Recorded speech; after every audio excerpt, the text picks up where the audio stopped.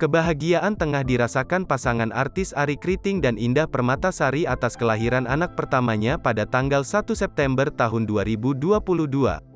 Namun hingga saat ini keduanya belum mengumumkan jenis kelamin dan memperlihatkan wajah sang anak. Anak pertamanya itu lahir dalam kondisi tanpa kekurangan apapun dan sehat, begitupun Indah Permatasari yang saat ini kondisinya kian membaik pasca melahirkan secara caesar. Indah sekarang sudah alhamdulillah melahirkan seorang bayi dengan sehat walafiat. Indahnya juga sehat, bayinya juga sehat dan bayinya lahir dengan sempurna, kata Arie Kriting di Tangerang, Banten, Sabtu, tanggal 3 September tahun 2022. Kita bahagia sekali, sudah bisa menyambut kehadiran buah hati kami, imbuhnya.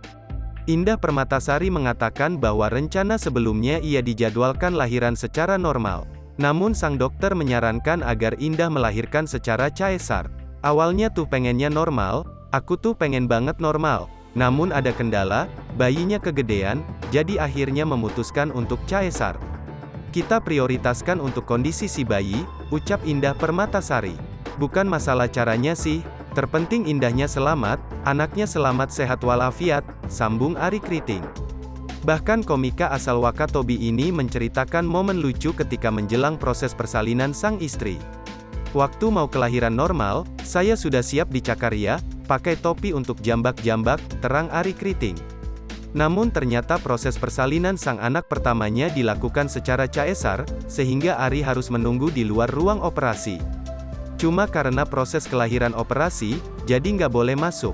Tapi saya nggak jauh, pas lahir bayinya nangis, saya yang waah, jelas Arie Kriting. Arie pun menangis terharu melihat anak pertamanya lahir dalam kondisi sehat tanpa kekurangan apapun.